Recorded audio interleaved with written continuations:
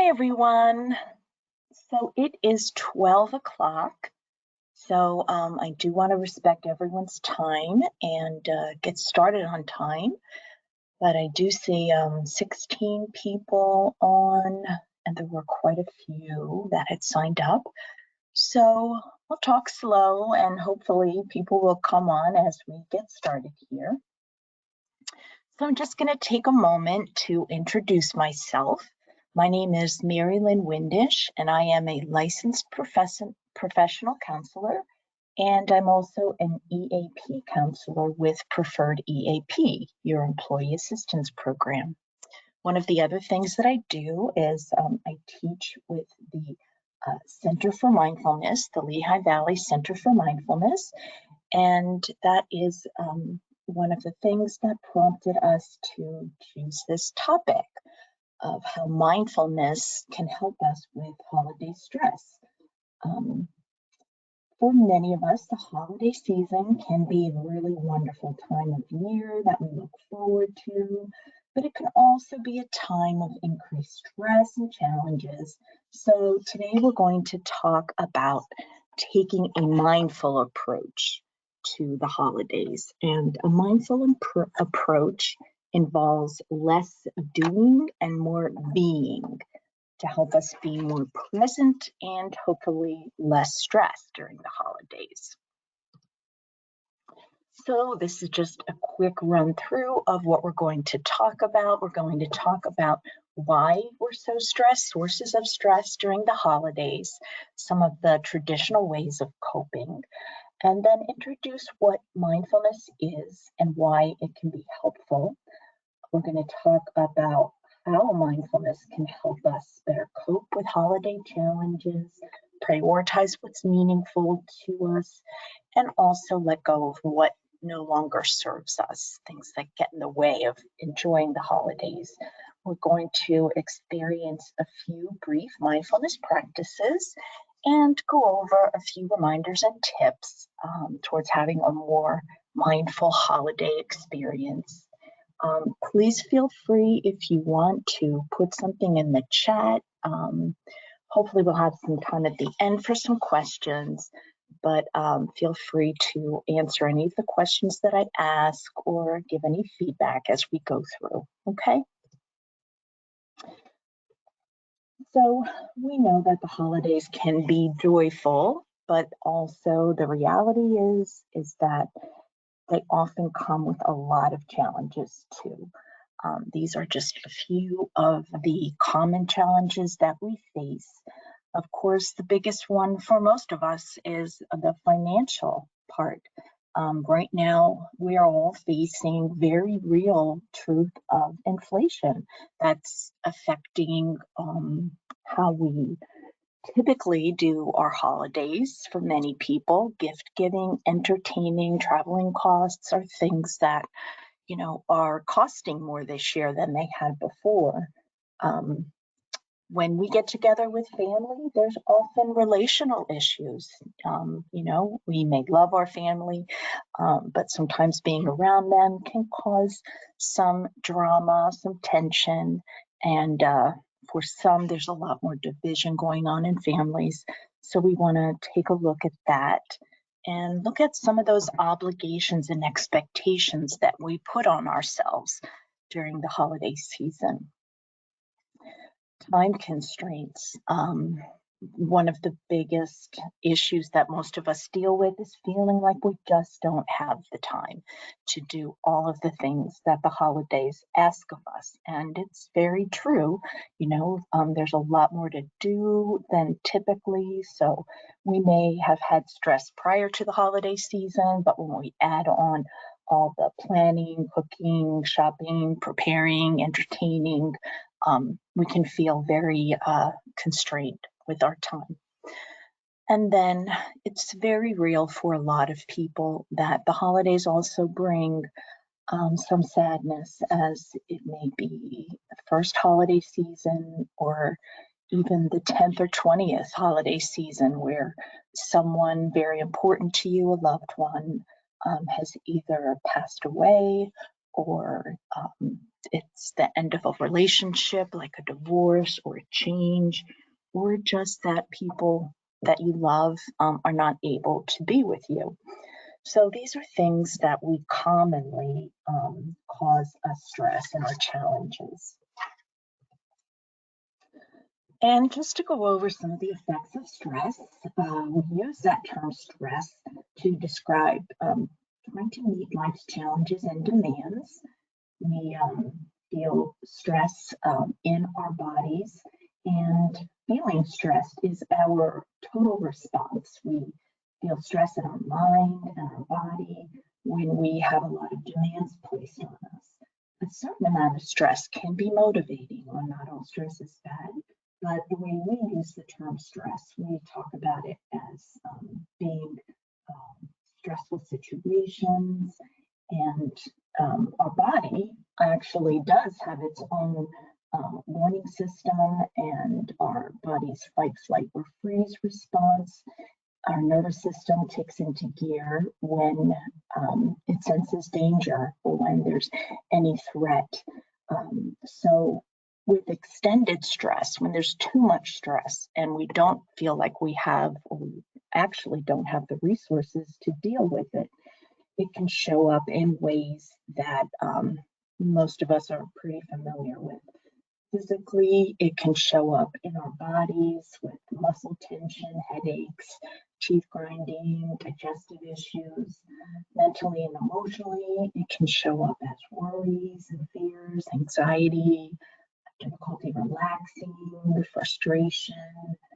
And then it also shows up in our behavior many times. We can be maybe more irritable or more frustrated. Behaviorally, sometimes people want to isolate or withdraw. Difficulty sleeping happens with a lot of stress. Sometimes we just don't feel energetic, or we don't have the motivation. And behaviorally, stress can also show up with us with some maladaptive behaviors as we try to cope with it. And sometimes that can be things like overeating or over drinking, and those behavioral symptoms can cause more issues for us. So there are many traditional ways of coping with holiday stress, and we know them, we see them everywhere, and they're good. Traditional ways of coping with stress are very good. So in today's talk, we're not trying to throw away any of the other good holiday stress management strategies that you may be using or planning to use. What we're going to do is add mindful practices and explain why they can be helpful. So planning, making lists, following a budget, setting limits, gift limits, looking for sales, setting boundaries, saying no, shopping online. These are all good ways of coping with holiday stress. But there also are, many things that we can't plan for, that we can't control. And by practicing mindfulness, we learn to change the way that we relate to the things that happen during the holidays. We work at trying to be more comfortable with uncertainty, and we try to relate differently to the holiday stress. So for those of you who are less aware of what mindfulness is, we're going to talk a little bit about what it is and what it isn't. And the quote here is from Jon Kabat-Zinn. If any of you are familiar, he is a pioneer in mindfulness practices and research. And he created the stress reduction clinic. He started practicing and creating stress reduction programs from a mind-body perspective back in 1979 at the University of Massachusetts Medical Center. And he created a program called MBSR, Mindfulness-Based Stress Reduction, which is the gold standard for mindfulness programs. And so how Jon Kabat-Zinn explains mindfulness is that It's the awareness that arises from paying attention on purpose in the present moment and non-judgmentally. So it sounds very simple, but it's not easy to do. But it does have its roots in ancient practices that go back 2,500 years. John Kabat-Zinn created practices that were secular. He really wanted to study them scientifically. So it's not from a religious perspective, but it's based on scientific research. And scientific research has shown how effective and how relevant mindfulness practices can be in our modern society, because we do have so much more stress. So mindfulness is actually a natural quality of awareness. It is something that we all possess.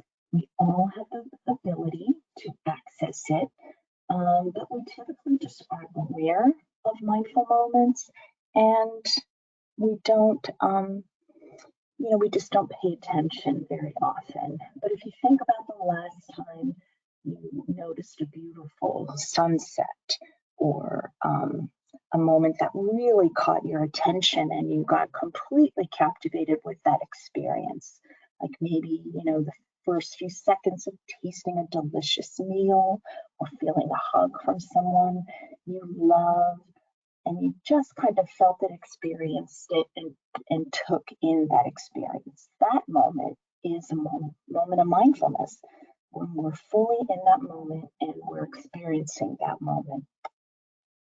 So practicing mindfulness doesn't mean that we're adding something we don't have or taking away anything. What we're doing is we're uncovering and we're cultivating something that we already have, we already possess. But because it's so different from what we typically do, how our minds normally behave, it takes practice. So practice can be formal, practice can be informal.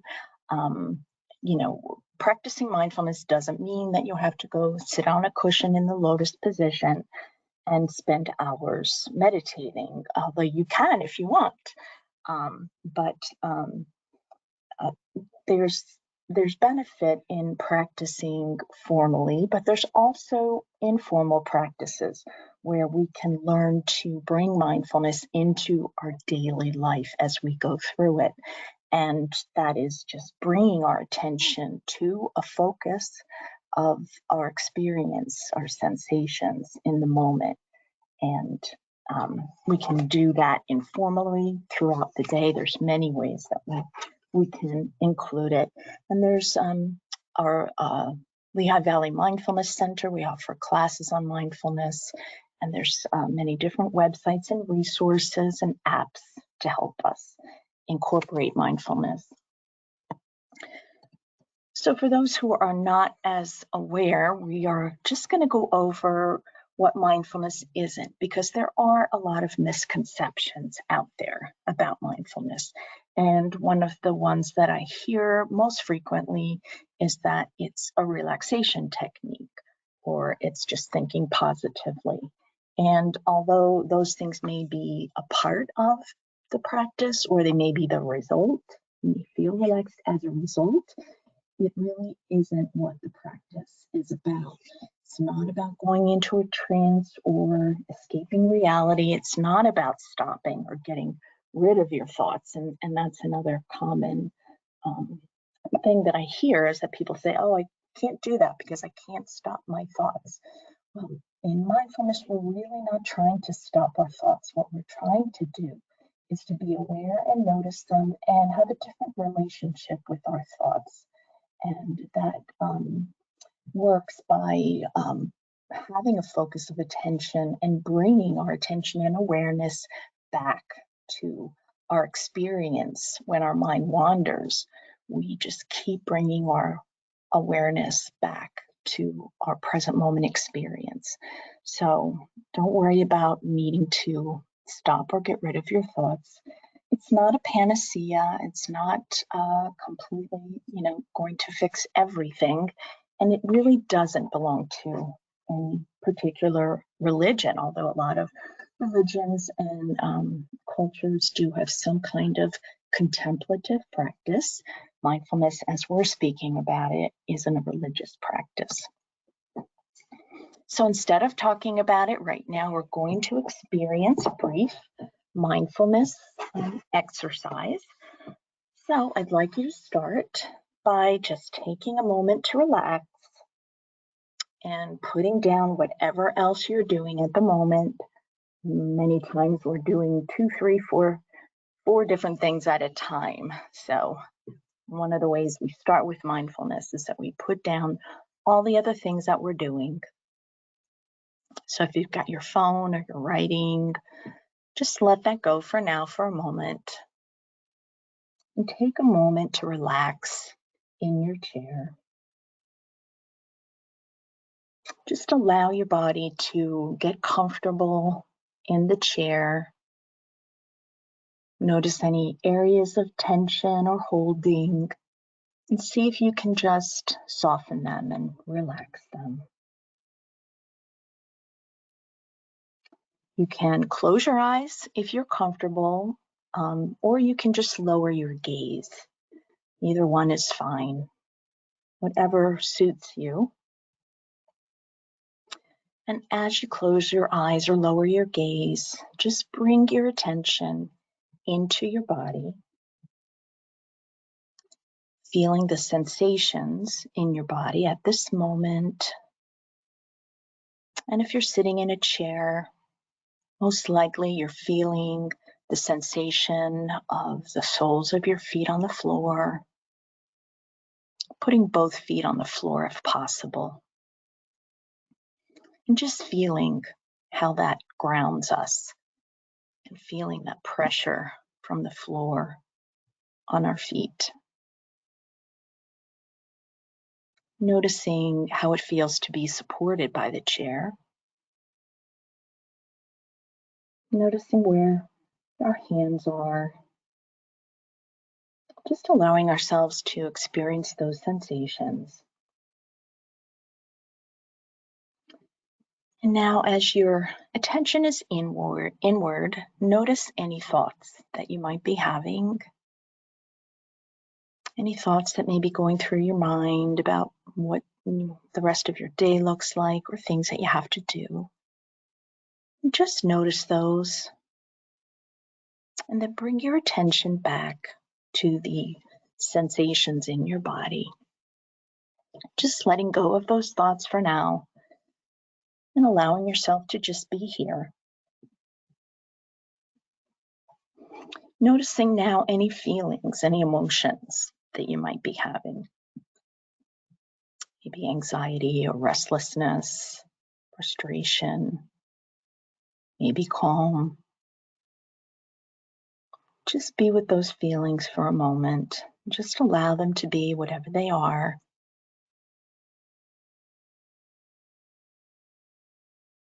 You can note them or give them a name or not. And then again, just bringing your attention back to those sensations in your body.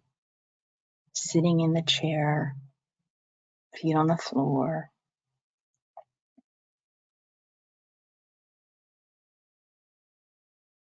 And now just notice the fact that you are breathing.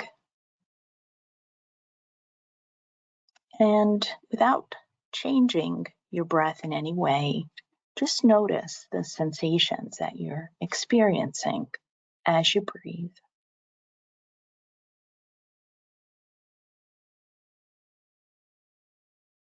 Just notice the sensations, maybe of your chest or your abdomen, as it rises and falls on an inhale and on an exhale. See if you can continue to bring your attention back to that experience of breathing. And if this doesn't feel comfortable to you, that's fine. Bring yourself back to the sensations of maybe your feet on the floor or how it feels to sit in the chair. Just bring your attention back to another sensation. But if you're able to, just allow your awareness to rest on those sensations associated with breathing.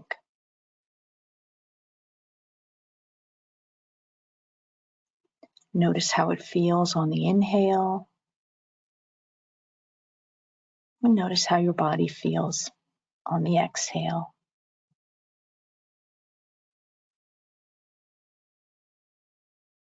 And as our mind wanders to other thoughts and feelings, we just gently let go and bring our attention and our awareness back into those sensations in our body. Whether that's the feeling of breathing, or the feeling of your feet on the floor, or some other sensation that you can connect with.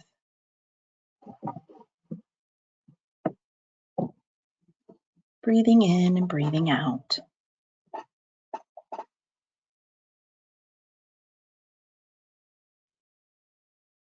And now when you're ready, feel free to slowly open your eyes or raise your gaze and be in this moment right now. More aware of where you are. So what we used was called the triangle of awareness. And this is a helpful way for us to bring ourselves into the present moment at any time during the day. And it doesn't, that was just a few minutes. It doesn't even have to take that long. But we can use just this brief mindfulness technique anytime throughout the day to just bring ourselves into the present moment, focusing on our body sensations, noticing our thoughts, noticing our emotions, bringing our attention back to the sensations in our body. Keeping that focus of attention in our experience is what helps us build our mindfulness muscle, the ability to notice where our awareness and attention is, to let go of thoughts and bring our attention back to that focus of attention. And we do use the breath very often, but there are other ways of doing that if that's not comfortable for you.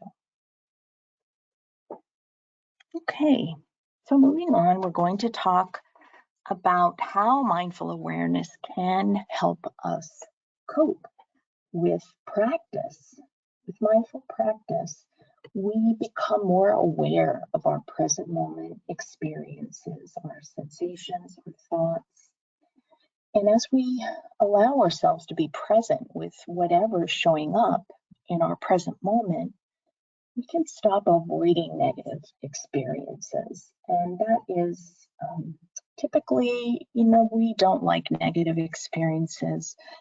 We don't like negative emotions, and we try to avoid them or deny them. Practicing mindfulness helps us get a little more comfortable and increases our capacity to cope with any of those distressing feelings or upset. Practicing mindfulness also helps us notice what is here to appreciate in the moment. And sometimes we're just not very good at noticing what's here to appreciate. When we are able to let go of our thoughts and our feelings, we can get less caught up in ruminations or perseverating about things that happened in the past. And we are better able to let go of those future worries, worrying about what could happen, what is going to happen, what we have to do. And really, a lot of those thoughts cause us stress when we're doing this in our minds, going either to the past or the future. And when we live more fully in the present moment, we can really become more accepting.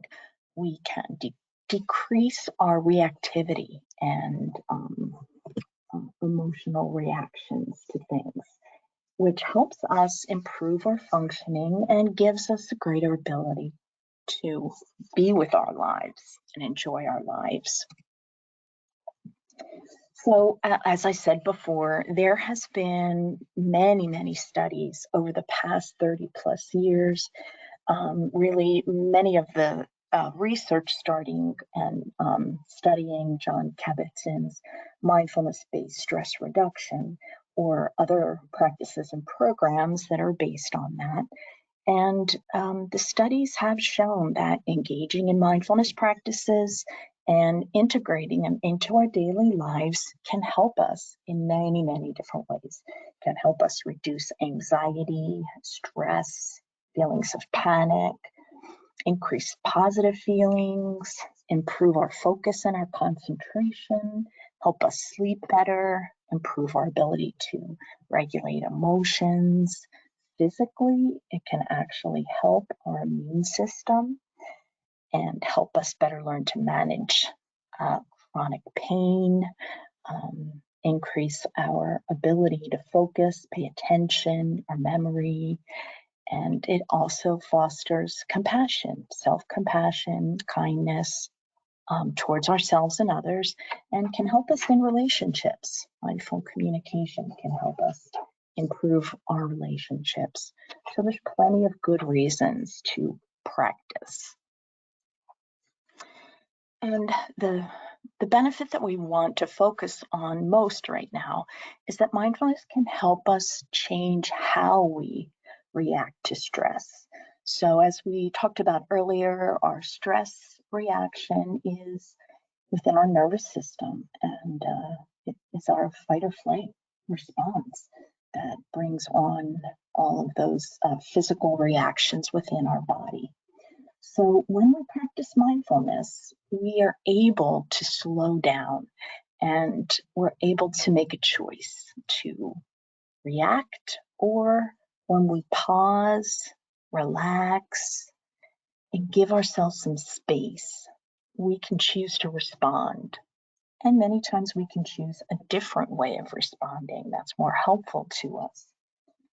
So slowing down enough to pause and relax and open to what we're experiencing in that present moment can give us that space to choose something different.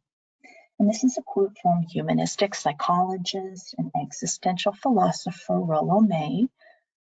Real freedom is the ability to pause between stimulus and response, and in that pause, choose. So between stimulus and how we respond, when we have that space, that pause, we can make a different choice.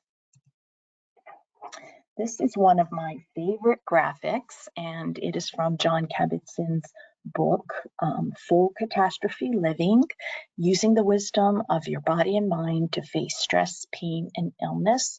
And if anyone is interested in learning more about mindfulness, that is the book that I recommend that you pick up. And in that book, he has this wonderful graphic about how we all have external stress events and stressors, and they do affect us internally. They affect our entire body, as we talked about stress, our nervous system, our immune system, our cardiovascular system, musculoskeletal system.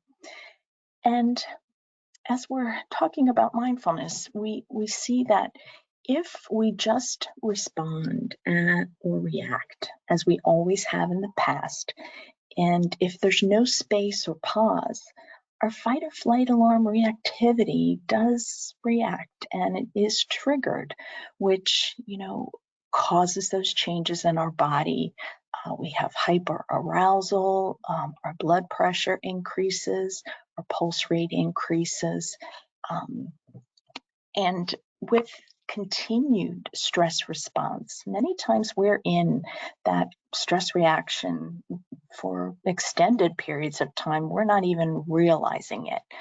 but it is causing some dysregulation in our body, chronic hyperarousal, feeling on edge all the time. Many people have high blood pressure for this reason, or inability to sleep, or as we said before, headaches, backache, muscle aches, feeling anxious. When this dysregulation happens, instead of really knowing positive ways or helpful ways to cope with it, we often go back to some maladaptive coping behaviors, overworking, being hyperactive, overeating, even some self-destructive behaviors, using a lot of alcohol, smoking, using more caffeine, eating, and this can cause us to break down.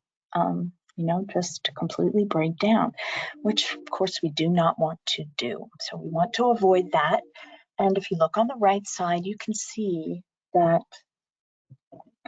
mindful response, when we respond mindfully, we actually give ourselves the ability and the chance to do something different.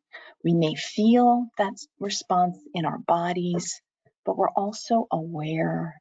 We bring our attention to that muscle tension, to our breathing, and it gives us more options to be able to come back to a mental equilibrium and homeostasis, finding a calmness and balance of mind. So we have a choice. We can do what we always did, or we can choose something different. And mindfulness can be that way of choosing something different. When we get out of autopilot and change how we relate to ourselves and our experiences, that is really what helps us, being present. You may be surprised to find out that we spend approximately half of our waking hours in an automatic state of wandering, our mind wandering. And when our mind wanders, we can get caught up again in the regrets of the past or worries about the future. And our own thoughts can cause that automatic stressful reaction. Our brain doesn't know whether a threat is real or not real, and reacts with that stress response. And our brain is really hardwired. So what we do continually on a regular basis, and many of it is habitual and learned or just on autopilot. Our brain just wants to go there. But the good news is that we can train our brains to be more present, to get out of that autopilot and change how we relate and respond to our experience. I know many of you know what autopilot feels like. If you've ever, on a weekend, drive to the store somewhere, that you have to run errands, and all of a sudden you're in your car and you realize that you automatically went the way you always drive to work. So that is a moment of autopilot. Our mind is not in our bodies. Our mind is in the future or somewhere else. And so our brain just takes us on autopilot to what it's most used to doing. And that, can create a lot of issues for us, all those habits. But when we train our brains and we can be more in the present moment, these are some of the things that we can do. We can become more accepting, even of difficulties. We can rethink our expectations and let go of some habits and behaviors that don't serve us anymore. We can work to connect with our values and what's meaningful, and we can savor pleasant experiences. We're going to talk a little bit about each one of these. Mindful acceptance. So for many, our habitual response to things that we feel are negative is to avoid and deny reality. And acceptance is our ability to be with our experience rather than avoid it. So even though we don't like some of these challenges, when we allow ourselves to be with them, we can become more accepting and have less distress and stress around them. So accepting the reality, particularly of the holiday season, some people are really dealing with coping with the loss of someone who's passed, or like I said, the end of a relationship. And that can bring up a lot of feelings of grief. And grief, as we know, is a very normal feeling, a very normal process that we have to go through. Being with our feelings does help us allow ourselves to have that grief process and get through it. Uncertainty is a big one. We're often worried about the future and bad things that can happen. And worrying about uncertainty can make us feel hopeless or depressed or more anxious. So even though we may not wish to acknowledge it, uncertainty is a natural and avoidable part of life. Little of our life is really, certain, and we don't have control over a lot of things. And we want to have control. We crave security, so that can cause us distress. One of the surest ways to avoid worrying about the future is to focus on the present moment. So when we connect to the present moment, we interrupt those worries and the stress reaction. Accepting limitations. Limitations are very real. Imperfection is very real. As we gear ourselves up for the holidays, we often set really high expectations for ourselves and then get very upset if we don't live up to that. So acknowledging and accepting that things may not go as planned. It's okay not to be perfect. Imperfection is normal and healthy. Really recognizing those challenges that we talked about with inflation and costs and time. When we really breathe and pause, we can consider what are some other things that we can choose, maybe simplifying or minimizing those holiday expectations.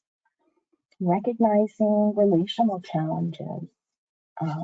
We'll talk a little bit more about difficult emotions in a minute, but the reality is at this time of year, we have shorter days and less light. And, research shows that does have an effect on many of us, that, causes us to feel more depressed or down or sad. So getting less light is something that is a reality that we do have to accept at this time of year. So coping mindfully with emotions is a much bigger topic. But just to go over briefly here, we want to recognize that our emotions are natural. We like the positive emotions. We don't so much like the distressing emotions. But during stressful times, we do have sadness, anxiety, fear, loss, loneliness. These things do come up. So with mindful practice, we want to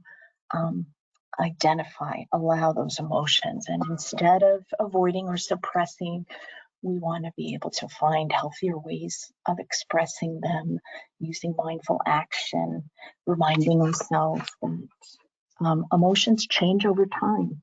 They're not fixed. They come and go. And our mindful practice can help us notice that emotions come and go. Reminding ourselves of that can be really, really helpful. So we want to also mindfully rethink those expectations. Like we said, we sometimes set the bar very high for ourselves, and letting go of those hard and fast expectations can open us up for more opportunities for connection and joy. So being present with ourselves, we can ask ourselves these questions. Whose expectation is this? Am I trying to be perfect? Am I trying to recreate the past? Am I comparing myself to others? Do we have unrealistic expectations that people who are not going to get along are just going to get along? So with our present moment experience, as we become more used to that and comfortable with it, we can actually know how to deal with these things better.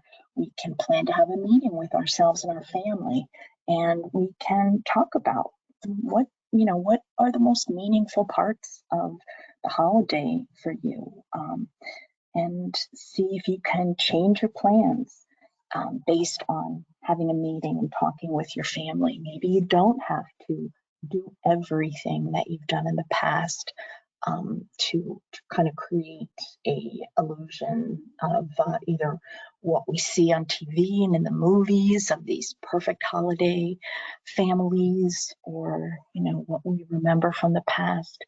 And noticing and knowing what we're doing, being aware, as we said, gives us a choice to do something different.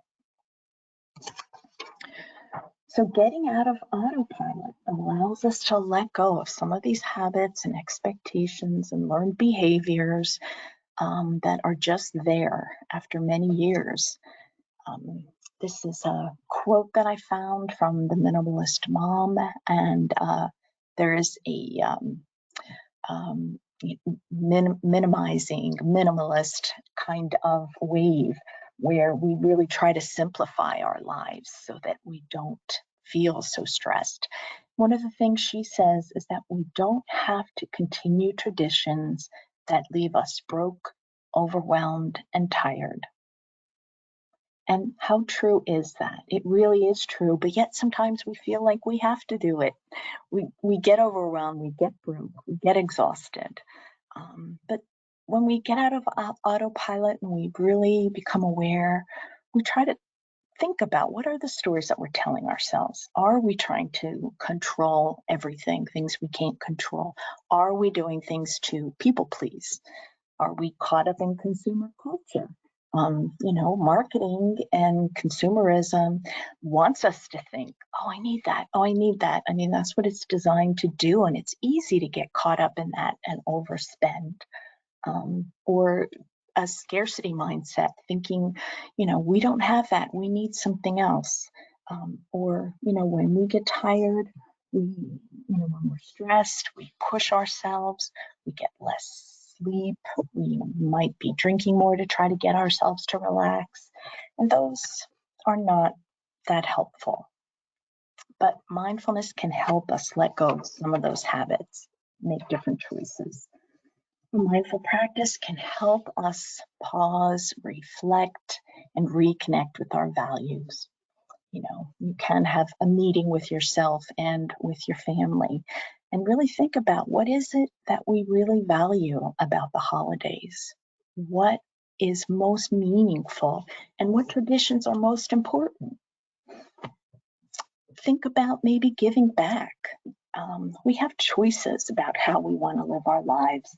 And we really, all of us, feel best when we're aligned with our values. We can ask ourselves, am I aligned with my values this holiday season? Caring, compassion, fun, generosity, gratitude, kindness, love, patience, respect, spirituality. And think about how we can react differently. We do have a choice. Reflecting on the meaning of traditions is something that can be really helpful for us to do.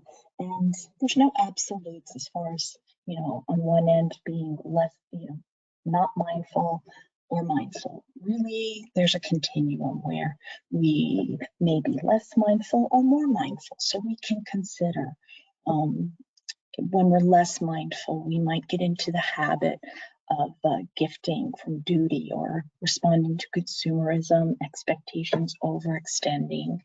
When we're more mindful, we might be more intentional about gifting. We can bring ourselves back to what's really meaningful about giving gifts, expressing love and connection and generosity.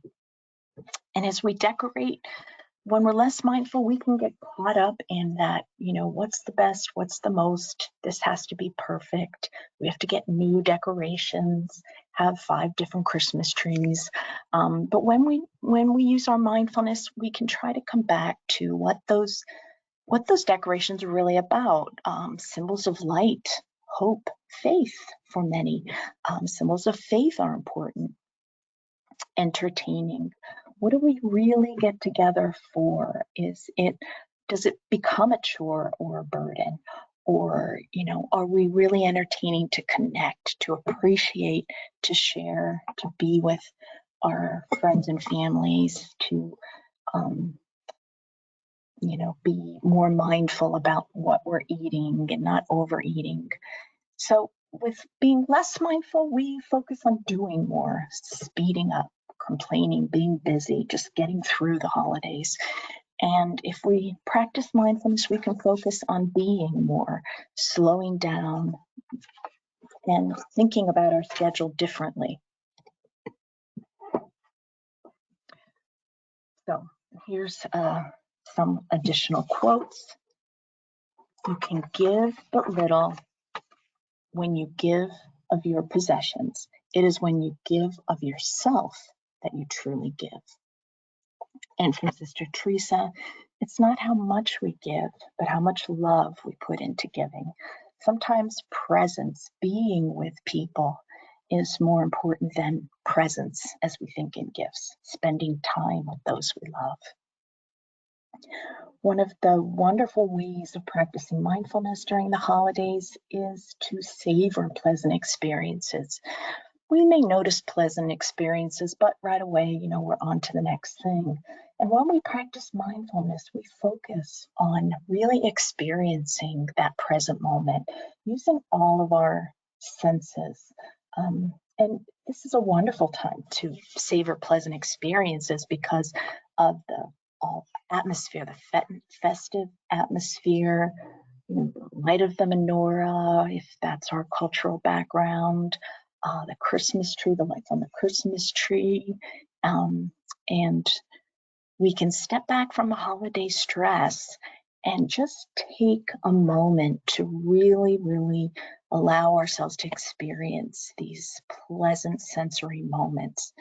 And when we do that, we can help cultivate a sense of calm amidst the chaos, even if we just take a few moments to notice what we see, how we feel, how things taste, how they smell, the smell of, cookies baking or holly branches,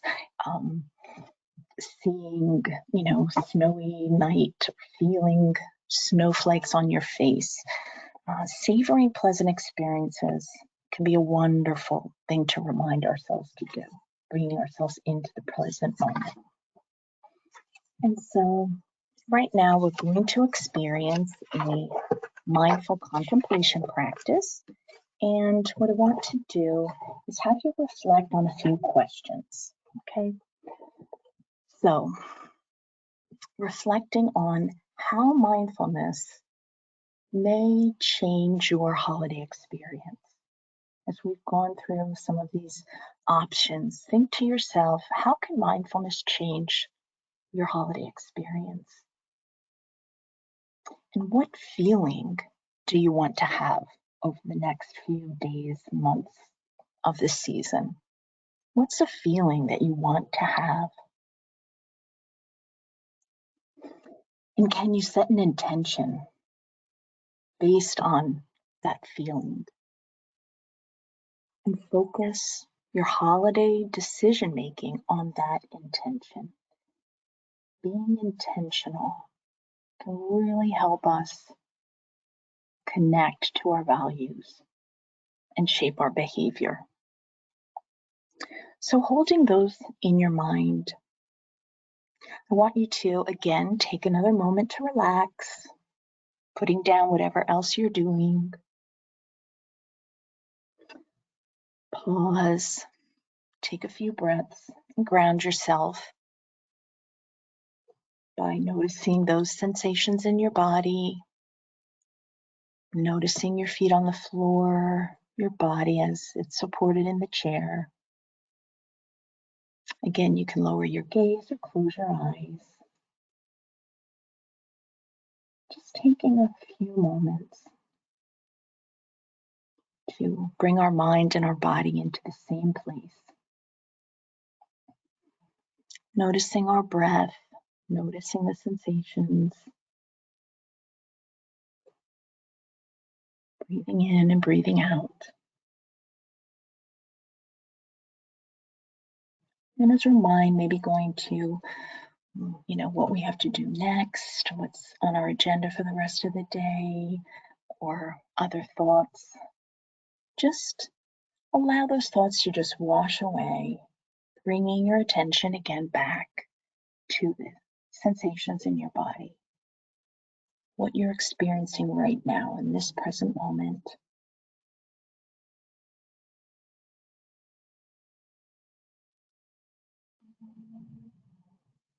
And allow yourself a gift, reminding yourself what it is that you enjoy the most about the holiday. What is it that really brings you joy? What is it that really creates those holiday feelings for you? Just kind of bring back this memory in your mind's eye, using your senses to consider what that memory might sound like. There's music, what it might smell like, if there's aromas connected to it, what it might feel like. Really allowing yourself to connect to this moment, something that really reminds you of what you enjoy about the holidays. And as you breathe in, allow yourself to connect with that feeling, that memory, and just allow that feeling to spread throughout your body.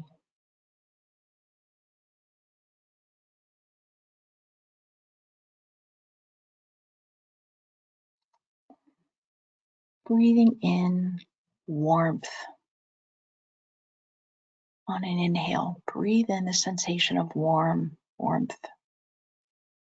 And on the exhale, breathe out cold, tension. Breathing in warmth, bringing out cold. And on an inhale, now breathing in joy, feeling a joy. And on the exhale, breathing out frustration, stress. Breathing in joy, breathing out frustration.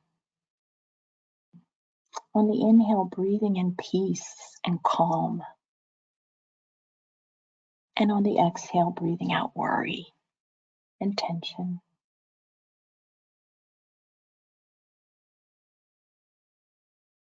Allowing yourself to be in this moment.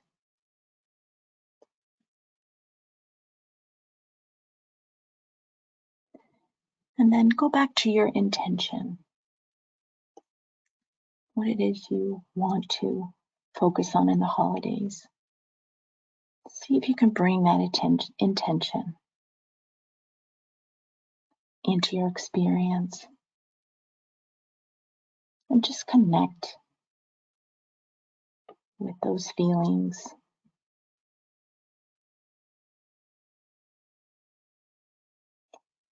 Recognizing that we can return to these feelings anytime that we want.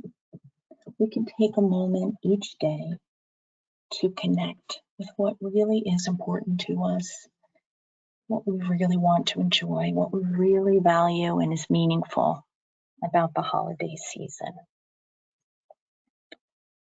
So again, allowing yourself to open your eyes, come back to where you are in the room, present day experience. And this is a quote Again, from John Kabat-Zinn and his book, Full Catastrophe Living. It's not that mindfulness is the answer to all of life's problems. Rather, it is that all of life's problems can be seen more clearly through the lens of a clear mind.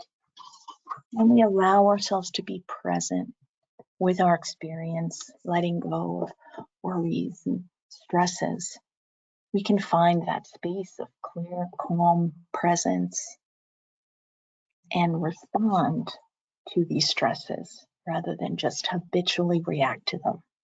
So nothing changes outside, but what changes is what's inside and how we respond to stresses. And these are just some tips. Check in with yourself throughout the day. Take some deep breaths. Breathing deeply is very healing and cleansing. Being kind to yourself, having some compassion, ease up on your expectation, keep things simple, focus on what's most important and meaningful. Take some time to recharge. When you're overwhelmed, do one small thing that can help you move forward instead of trying to take everything on. Remember, mindfulness can be an informal practice that you can bring into your life every day, just bringing your attention back to your sensations, your experience. So when you're washing your hands, when you're drinking a cup of coffee, bringing yourself into those sensations, smelling, feeling, temperature, and just enjoy those. Just bringing your attention and being with those sensations and experiences. You can do that many different ways throughout the day. Take a mindful walk in nature, savor the sights. So practicing mindfulness in your daily life can help us be a little more joyful, a little more calmer, peaceful. And remember, if you are struggling, allow yourself to express those feelings. Accept that sadness may be part of your experience. Talk to someone you love and trust. If you do need help, reaching out for help is really crucial. For some, your regular strategies might be enough, but for others, if you feel stuck or you're not making progress, you can get professional help if you're overwhelmed or having trouble functioning. And don't forget that as your employee assistance program, we are here to help. So I'm wishing everyone to have a merry and mindful holiday season. And I think that we are right on time. Yeah, just a few minutes left. So if anybody has any feedback or anything you want to share or say, feel free to put that in the chat. These are some of the resources that I used. A lot from the Mindful Healers podcast. And don't forget that preferred EAP, we are here. We are available 24/7, 610-433-8550 or 800-327-8878. So if you have any questions or feedback, feel free. Okay?